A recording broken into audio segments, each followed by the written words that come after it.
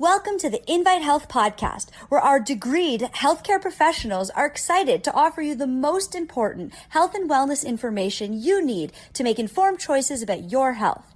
You can learn more about the products discussed in each of these episodes and all that Invite Health has to offer at www.invitehealth.com/podcast. First-time customers can use promo code podcast at checkout for an additional 15% off your first purchase. Let's get started.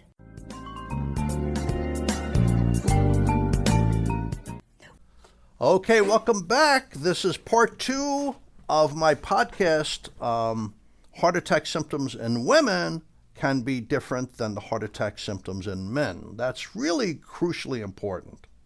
So this is part 2, the second part of the episode. And my name is Jerry Hickey. I'm a nutritional pharmacist. I'm also the senior scientific officer over here at Invite Health. And thanks for listening to the podcasts. And you can find all of our episodes for free wherever you listen to podcasts, or visit invitehealth.com/podcast. Subscribe and leave us a review if you could. You could follow us on Facebook, Twitter, and Instagram at Invite Health. And the information on this episode is linked at the episode description, and I really want to get going with this. We were talking about some of the studies on magnesium, lowering the risk of sudden cardiac death and heart attacks and fatal coronary heart disease in women. And I discussed a little bit what magnesium does for you in general and what are the best forms of magnesium to take in part 1 of this podcast. So I want to continue with magnesium because it's so crucial to heart health for men and women, not just women. And many Americans do not get enough magnesium in their diet. So this is the American Journal of Clinical Nutrition. And they're looking at the amount of magnesium people take in, but also the amount of magnesium in their blood and the risk of sudden cardiac death in women. Now, this is Harvard Medical School, but it's also Brigham and Women's Hospital, their Center for Arrhythmia Prevention. So they start by saying magnesium has anti-arrhythmic properties. So what is an arrhythmia? There's a lot of them. The most common one is atrial fibrillation. An arrhythmia is an improper beating pattern of the heart. Some of them are more dangerous than others. The most common is atrial fibrillation. The top chambers of the heart fill and the bottom chambers pump. And in atrial fibrillation, the top chambers are beating like crazy. The pattern's crazy. Like instead of beating and pumping blood 80 times per minute, they might be pumping 300 times per minute, but it's all over the map. They might skip a beat. They might have double beats, triple beats. I mean, it's just crazy. And what happens with atrial fibrillation is the bottom left chamber of the heart is not very efficient at pumping out oxygen-rich blood to the rest of the body, and little drops of blood get left behind, and clotting factors can adhere to them. And then it could shoot up to the brain, and that's why it's the second most common cause of a stroke. The most common cause of a stroke is high blood pressure. Number 2, atrial fibrillation. The good news is, if you lose fat and you exercise, but you have to do it under a doctor's care, like an exercise physiologist or something, that can really reduce your symptoms of atrial fibrillation in a lot of people. So this was part of the Nurses' Health Study. They're looking at over 88,000 women in the Nurses' Health Study who were free of heart disease in the 1980s. And they looked into how much magnesium they were taking in, and they updated that information every 2 to 4 years.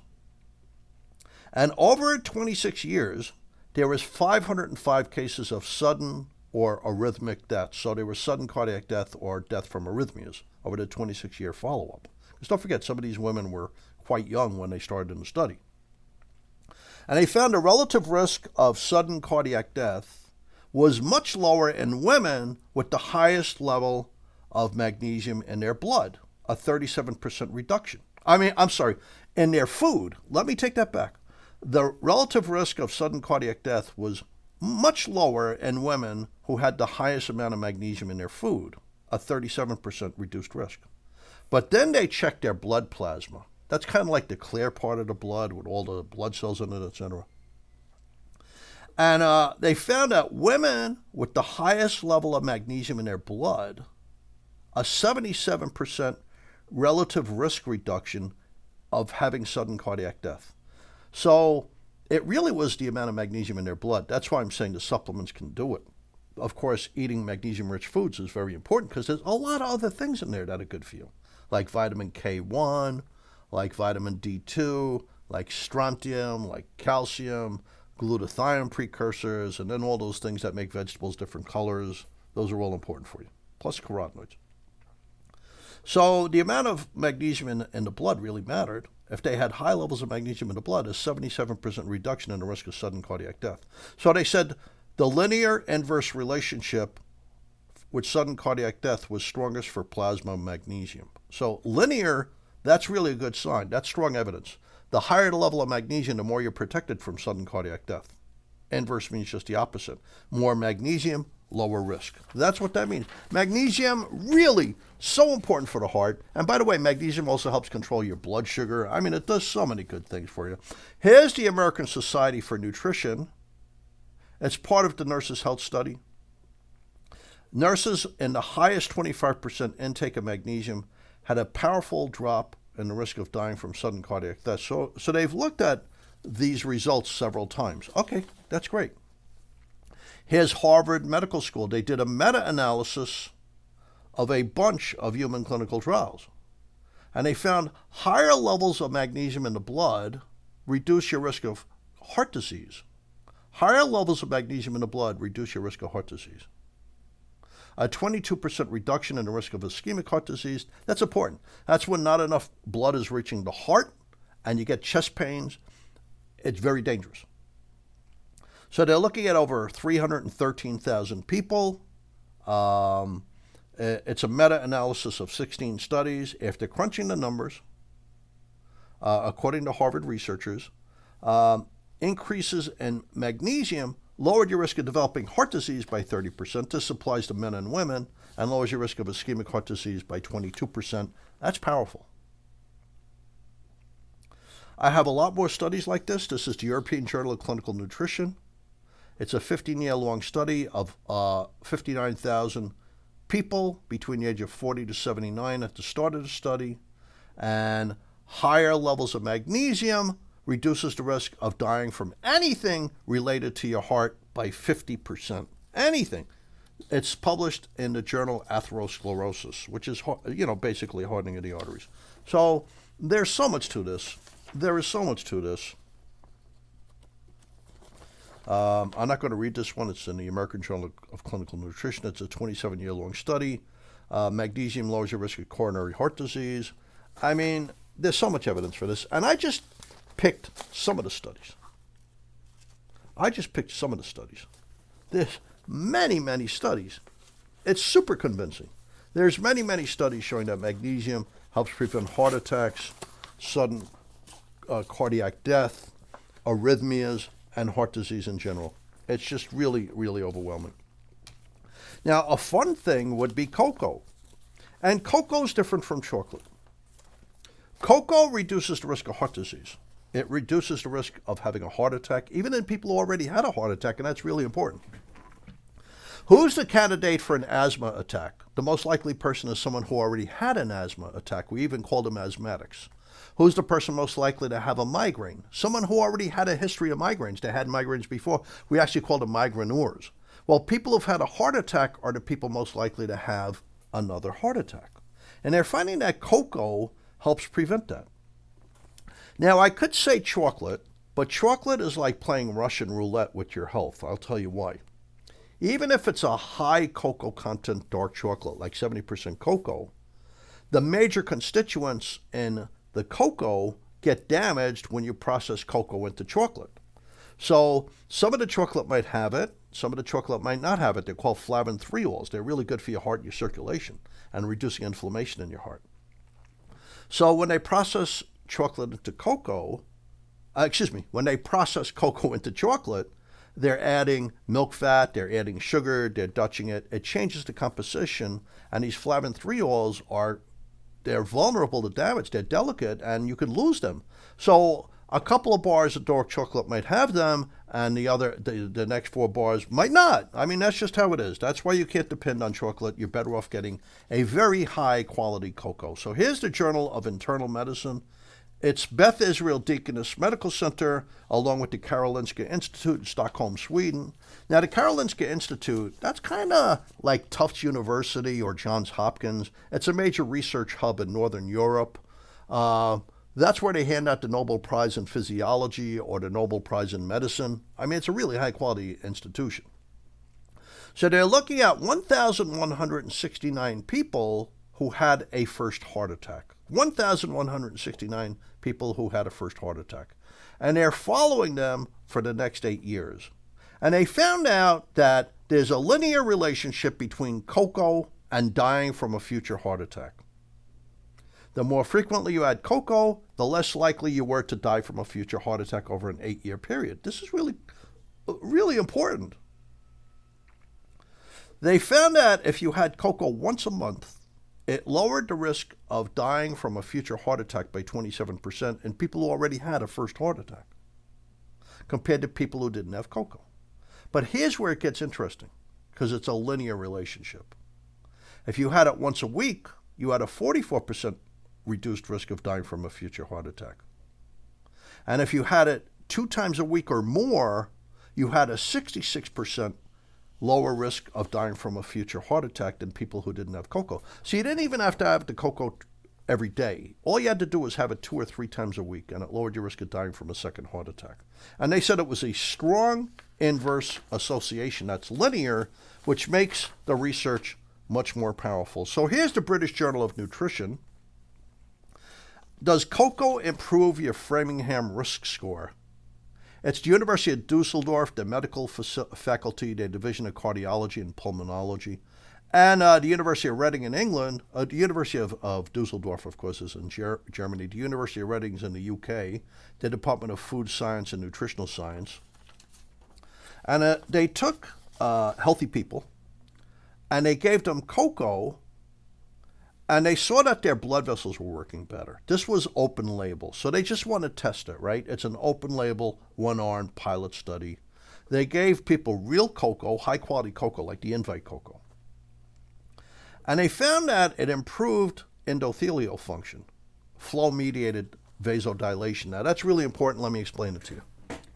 When the heart pumps blood, which it does every 3/4 of a second in most people, 80 times a minute, over 100,000 times a day, the blood vessels have to respond to that and pop open. That's called flow-mediated dilation. It's a very important thing.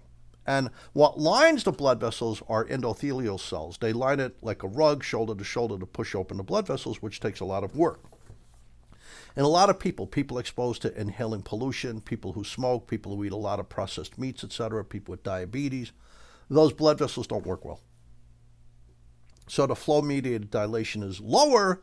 The heart has to pump harder to get the blood to the brain and to the legs and to the muscles and organs and systems, which puts a lot of stress on the heart, but it's also bad for the brain, it's bad for the eyes, it's bad for the kidneys, it's bad for your whole cardiovascular system. It puts a lot of stress on your heart. So when they saw that the cocoa was improving the way the blood vessels worked, they decided to do a real study. And they took 100 middle-aged people, men and women, and they gave them cocoa flavanols twice a day or a matching placebo that lacked the cocoa flavanols. That's why I said you want cocoa and not chocolate, because when they process the cocoa into chocolate, even if it's a high content of cocoa, you lose a lot of flavanols. And the flavanols are really important for the heart and really important for the brain. They even lower your risk of developing diabetes, according to the Maine Syracuse study and a couple of other studies. So they gave 100 healthy people, middle-aged people, cocoa twice a day, or cocoa lacking cocoa flavanols, the flavonthreols, twice a day for 1 month. And they found that it improved the Framingham risk score. So what's the risk score? The Framingham risk score is based on all those studies from Framingham, Massachusetts, like the Framingham Offspring study, etc. Because the cocoa reduced your risk of developing coronary heart disease, a heart attack, cardiovascular disease, death from coronary heart disease, and death from cardiovascular disease, which is usually a stroke or a heart attack, over the next 10 years. So what did it do exactly? It improved blood pressure. These are healthy people. It improved their blood pressure. The top figure by 4 to 5 points, the bottom figure by 4 points. that takes a lot of pressure off the heart. It just makes it easier for the heart to not get stressed out. It improved pulse wave velocity. In other words, blood was flowing better. It improved total cholesterol. It lowered bad cholesterol, and it raised good cholesterol. And that's all really terrific. Bad cholesterol is easily damaged, and it can block your arteries, whereas good cholesterol does three things. Good cholesterol sucks the fat out of the heart. It sucks the bad cholesterol out of the arteries of the heart. So that's one thing. It's called reverse cholesterol transport. So it frees up the arteries. It keeps them clean and younger and healthy and functioning well. The second thing, it's a powerful anti-inflammatory. It's loaded with things that make it a great anti-inflammatory. So it reduces inflammation in the heart, which is a bigger risk factor for a heart attack than high cholesterol. And the third thing, it delivers powerful antioxidants like the red stuff from tomatoes, lycopene, or the yellowish amber stuff from green leafy vegetables, lutein. It delivers those. So all of those things help keep the heart healthier. So, cocoa, magnesium, there's a lot of evidence that fish oils lower the risk of a heart attack in men and women. There's even evidence for green tea. We're not going to go into that in this episode. It doesn't specifically say women, but it says heart attacks and strokes are definitely lower in people who consume green tea frequently. I'm just asking you not to put milk in it. It seems to bind up the good ingredients. You're better off squeezing a little lemon into it, which seems to free them and improve their absorption. The last thing to talk about is coenzyme Q10. But once again, I think we've gone on long enough on this episode.